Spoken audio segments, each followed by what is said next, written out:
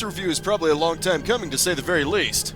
I reviewed Metroid Prime 2 Echoes and Metroid Prime 3 Corruption over 2 years ago, and yet I haven't even reviewed the first one yet, the one that brought the series into 3D? Well, now that I just recently played through that first entry, now's my chance to correct that oh-so-grievous mistake. It's time to put on your helmet and chase the metal dragon, because this is my review of Metroid Prime 1 for the Nintendo Wii, the one included in the Trilogy rather than the GameCube original.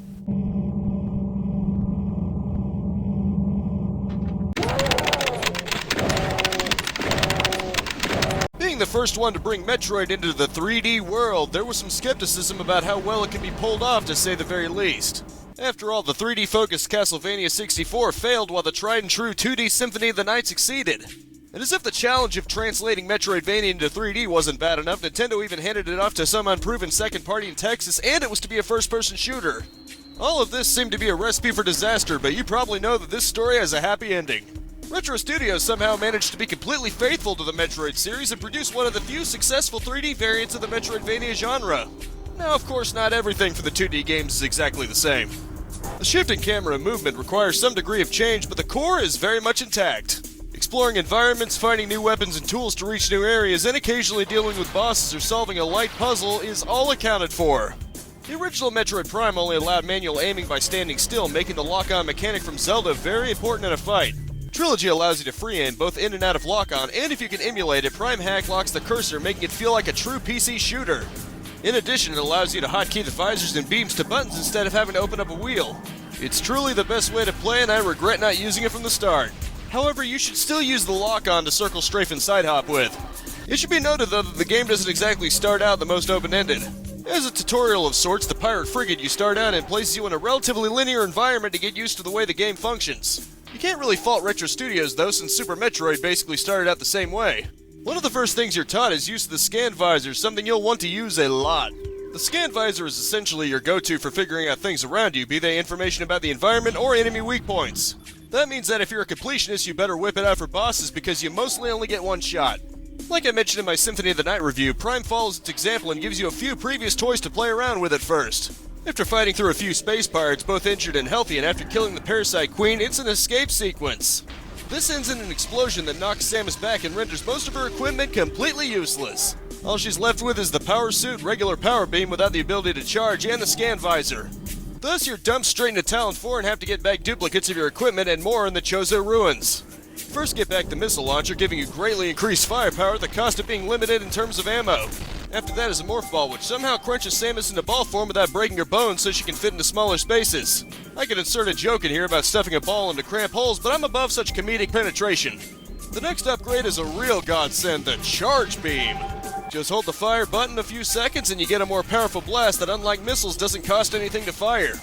It also causes pickups to gravitate towards you when you're charging, which really helps with stray missile and health bonuses. After that, you get the Morph Ball Bomb. It can be very helpful for blasting away certain obstacles and getting higher up in tunnels. Even better is that the Trilogy also gives you the Jump Ball, which doesn't require you to wait for the bomb to go off. Next up is the Various Suit, yet another item that was lost in the explosion. It provides extra protection, immunity to extreme temperature areas, and best of all, has fashionable basketball shoulders. This is it for the initial lost upgrades for a while, but you're only really missing the situational grapple beam, so for all intents and purposes, your combat abilities have been fully restored. The first of the new upgrades is the Boost Ball. Essentially the closest thing to the Speed Booster in Metroid Prime, it can be used to quickly go across crumbling surfaces, build up momentum to scale a half-pipe, or just get away in a hurry. After that is the Space Jump. Infinite flips probably wouldn't work in first person, so they opted for the more sensible double jump. Using the extra height climb leads to the first elemental beam, the Wave Beam. Unlike Super Metroid, the beams don't stack up. Rather, you select them from 4. The Wave Beam can open purple doors, electrically stun some enemies, and annihilate the annoying Pulse Babus. You acquire the Super Missile after that, another weapon that's been changed from its previous counterpart. Rather than having its own ammo to be switched to, you charge up the Power Beam and fire a missile, burning 5 of them to unleash a powerful attack. Next up is the first visor upgrade, the Thermal Visor. It allows you to locate certain invisible enemies, spot unseen circuits for puzzles, and generally see better in dark environments. The Spider Ball is your next upgrade, and it sorta works like its Metroid 2 counterpart. Obviously, being able to scale just any wall would be game-breaking, so instead it's only specialized magnetic tracks. At least it kinda makes sense that way. The Ice Beam is your next beam upgrade, able to freeze some enemies solid and particularly devastating combined with missiles. After this is the very powerful Gravity Suit. It provides further protection in general and specifically allows you to move as easily in water as you can in the air.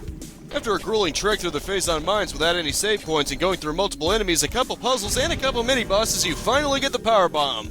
It's very limited in terms of ammo, but it's essentially a nuke, creating a large blast around you in morph ball mode and crumbling any debris. At last, you get the final initial upgrade lost to the explosion, the grapple beam. While it lacks the more useful combat functions introduced in Prime 3, it's still handy for swinging around targeted spots. The final visor upgrade is the X-ray visor, allowing you to see even more invisible objects like some platforms and enemies, but it's limited in scope. Given that X-rays use radiation and is probably limited in range, it kinda makes sense. Soon after getting the final visor upgrade is the final beam upgrade, the plasma beam. This powerhouse is almost as fast as the power beam and burns through most enemies that don't have specific weaknesses, so you'll be using it a lot from this point. The last mandatory upgrade is the purely badass Phazon suit. This slick red and black suit grants immunity to blue Phazon and in one case allows you to weaponize Phazon. You can also get the missile combos for the other three beams, but it's not strictly mandatory. The ice spreader causes the ice beam to freeze a large area, the flamethrower is a low-range continuous stream of fire, and the wave burster is a burst of wave beam that actually locks on enemies. Speaking of optional upgrades, you can find missile tanks and energy tanks to upgrade your missiles and energy respectively. Obviously, energy tanks are highly recommended to search for due to health being very easy to burn through. The game really rewards exploration and making use of the scan visor whenever possible to search for weak spots in the environment and unseen openings. Most of your enemies throughout the game are various wildlife to varying degrees of lethality. Two noteworthy examples are Triclops that try to grab and spit you out in morph ball form and killable by tricking them into sucking in bombs, and Reaper Vines that try to swat you and can't be killed, only briefly retreated. Naturally, space pirates enter the fray too. Regular space pirates appear from the start, albeit only rarely in a healthy state. Later on you encounter no injured pirates, just healthy ones. Some are invisible but lack beam weapons, just melee, and are easily found once you have the thermal visor. There are even some space pirates that have jetpacks. They fly now? Yes, Finn, they fly now. Now quit trying to force a meme and let me continue. They'll also try to dive bomb you when they're low on health, but freezing them with the ice beam or burning through them with the plasma beam makes short work of that. Some pirates are also elementals, only vulnerable to the corresponding beam of their suit's color. So basically, they're there to make you switch beams and not just spam the plasma beam the whole time. There are also rare mini-boss elite pirates that are enhanced with Phazon, armed with missiles and a ground shake, tougher but missiles can fell them. Metroids, of course, return as always, and they'll try to latch onto your face, forcing a bomb removal if they do. While they're still weakest to ice and missile, they can actually die to any weapon this time around, just not as efficiently. Metroids can also mutate, differently from Metroid 2's natives, mind you. They can mature into Hunter Metroids that can siphon energy out of you through a long-range beam, but are still weak to ice and missile. Fission Metroids are truly annoying little buggers, acting like regular Metroids, but splitting into smaller Metroids whenever they're hit. Each step they're color-coded and require the corresponding beams to get rid of. You can also save yourself the trouble and either use the power bomb or when you get it the hyper beam, instant death without any splitting. Perhaps the most tragic of the normal enemies is the Chozo Ghost. Seemingly they're spirits of the Chozo who are corrupted by Phazon and attack you on sight. They're only vulnerable to the power beam and unless you have the X-ray visor will disappear on the move, breaking your lock-on. All you can do is shoot them until they go down, where they can then hopefully rest in peace. Now there are tons of different enemy varieties, and I could go on and on forever about the beetles and the war wasps and the she-goths or whatever, but let's just talk about bosses. The first one is the Parasite Queen, hiding behind a shifting force field, but is obviously the first boss, so it's pretty easy to take down. Just lock onto the oversized bug and shoot its mouth until it dies. The Hive Mecha is basically just a robot that spits wasps at you, which is a lot less scary than it sounds because metal suit. Shoot the wasp buggers that zip around you and quickly shoot it when its mouth opens. The only real danger is getting knocked into the poison water, so try not to do that. Next up is the Plated Beetle, bigger armored version of regular beetles. Just let it charge forward, side hopping out of the way and target its backside until it's dead.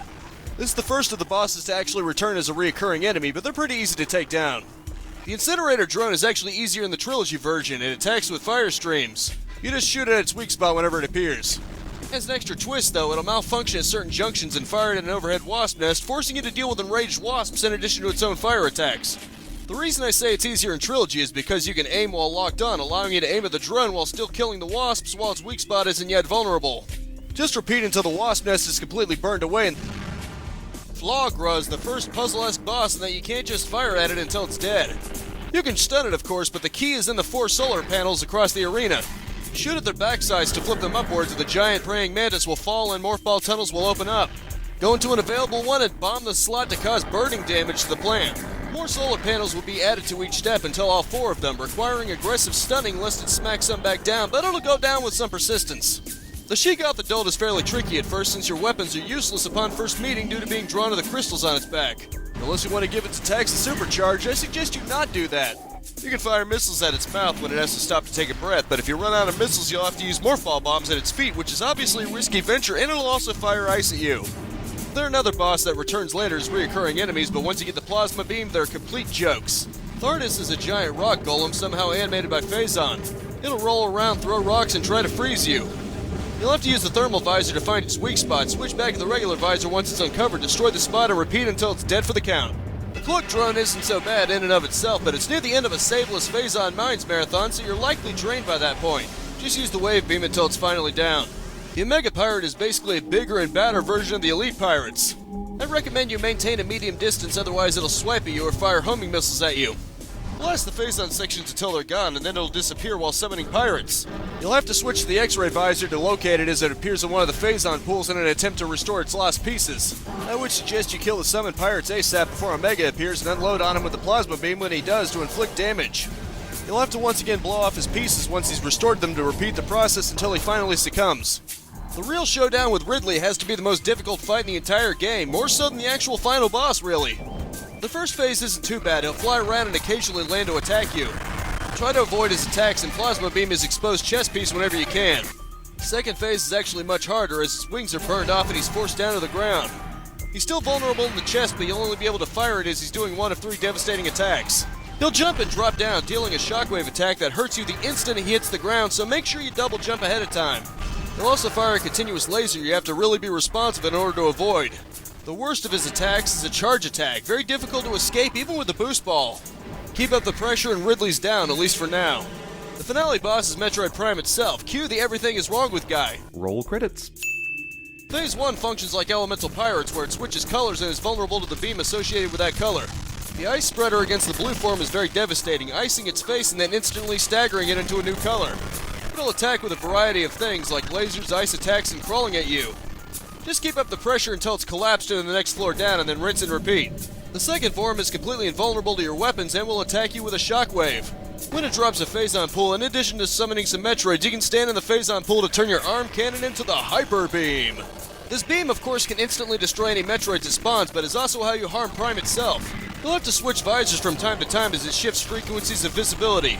Just go with whatever visor makes it visible and then shoot down on it continuously until the pool runs out. Keep up the pressure until it's down for the count. My one major criticism from a gameplay level is probably many people's criticism that the artifact hunt near the end is a bit too much. The game does give you hints in the form of Chozo statues in the drop-off point, but if I'm being honest, I just looked it up. You have to find a whopping 12 of them, although some can be acquired early and one of them is found in the drop-off site, effectively making it 11, but still it's a negative. It's also a shame that the gravity suit doesn't grant immunity to lava contact like it does in the 2D games, perhaps to keep a hazard in those areas. Still, these are minor gripes and the main game itself holds up very well, especially with Prime Hack. Obviously, I'm not encouraging you to acquire the game illegitimately, but emulation in and of itself is perfectly fine and very worth it to have mouse controls and HD resolutions. People were concerned that being a first-person shooter by some Texas company would be a complete disaster. Luckily, they ended up showing a ton of respect to the Metroid formula, not only excels but stands as a rare example of an exceptional 3D Metroidvania in general. If you didn't use the scan visor to read through the more complex lore, you might think the plot is fairly simple. Metroid Prime keeps most of the details behind these optional logs, which actually makes it more replayable because you're not required to read through it. The basic plot is Samus follows a distress signal that turns out to be a pirate frigate that escaped her from Zebes. It becomes painfully obvious that the pirates are devastated by their own parasitic experiments. There are dead and injured space pirates everywhere, although the pirates in their infinite wisdom still decide to attack Samus when they clearly had bigger issues. After killing the Queen Parasite, the frigate is set to self-destruct and Samus must evacuate, running into Ridley all the while. Samus later takes an explosion to the face, destroying her Variasuit layer and all equipment but her power beam. Anyone else might retreat to regather strength, but Samus in her badass determination chases down Ridley once returning to her ship. This lands her in Talon 4, an ancient site of the Chozo before they all died out. Upon arrival, Samus begins fighting through the local wildlife and bosses, regaining copies of her lost equipment in the process. Defeating Flagra eliminates the source of pollution in the Chozo ruins, restoring the water to a clean state. Making her way through the Magmore Caverns and Pandrana Drifts, Samus fights through a space pirate research base. Samus also fights through the pirate frigate from earlier, now crashed and submerged with water. Making her way to the Phazon Mine, she fights through the pirates and their experimental Omega Pirate. After gaining the artifacts, Ridley destroys the statues and Samus has to fight him. With Ridley now weakened, the above Chozo statue heads fire lasers at him as punishment and he falls over, exploding on impact and seemingly dead.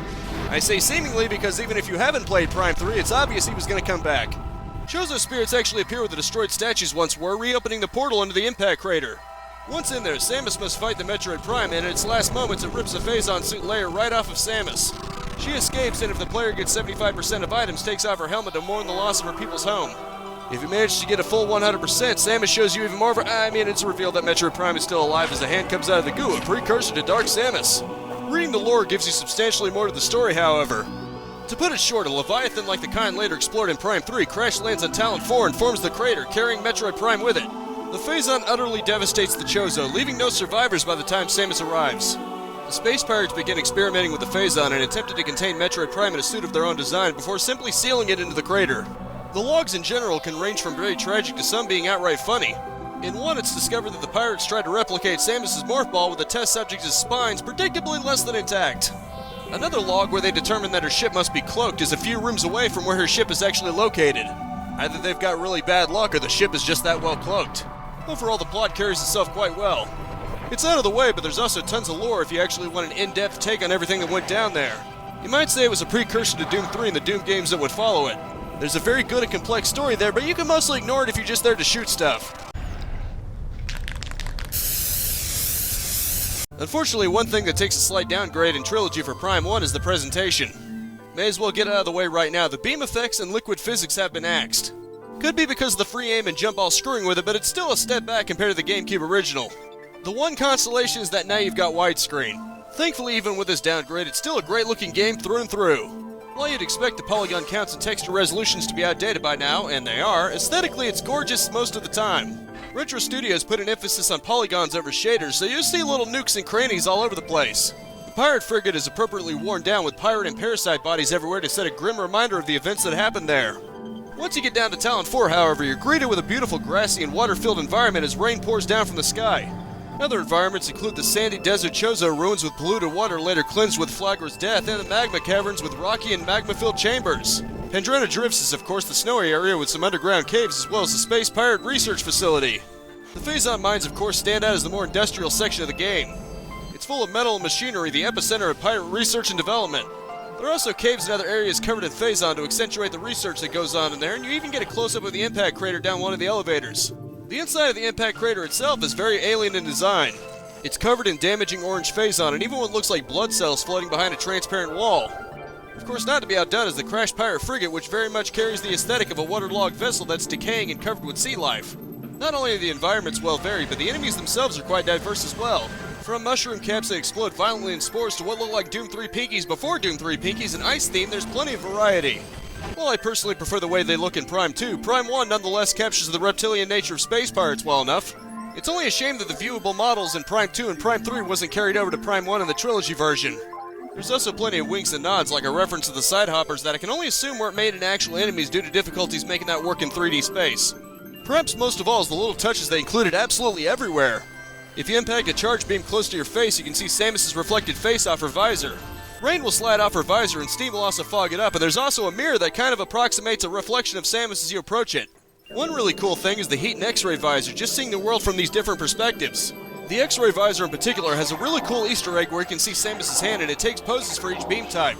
Perhaps the most impressive is that even on the original GameCube version, Retro targeted 60 frames per second, which it seems to always nail. That's big, given even some games on today's consoles still stick to 30 at best, and this is before 60 became the expected norm. It also technically lacks loading screens, instead doors just taking their time to open. It can come across as a bit annoying, but it never took that long considering it was loading from discs. Before you get the Phazon suit to immunize yourself from it, there's even a Geiger tick as you get close to Phazon. And speaking of audio design, the music is also very fantastically done, with each one carrying the intended tone. In particular, the crashed frigate has a very moody, almost aquatic sound, and it's the one currently playing as I speak. Magmore Caverns is a remix of the Norfair ruins from Super Metroid and is very appropriate for the foreboding heated areas as well. One really cool example is Pandrena Drifts for the music department. Not only is it very beautiful to listen to, but the caverns have what can only be described as a jazzier form of the music. Basically, the music excels in just about every aspect. Not all of it stands out, some of them are more subtle, but it mostly fits each area just fine.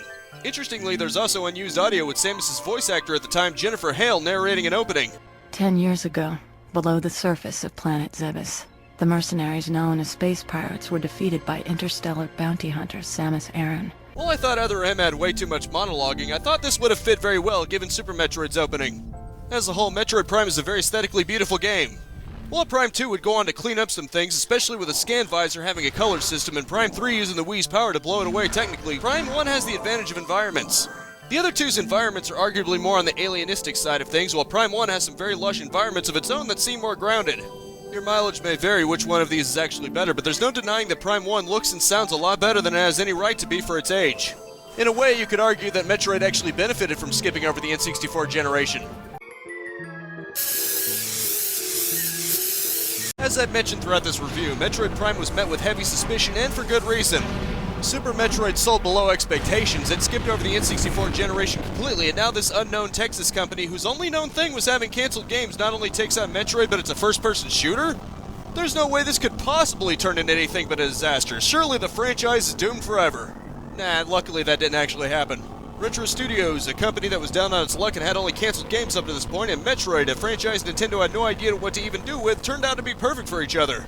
It succeeds as not only a Metroid game, but still stands as a very rare example of an exceptional 3D Metroidvania, let alone a first-person one. I would highly recommend it to any fans of Metroidvania exploratory games or even classic first-person shooters if you go Prime Hack.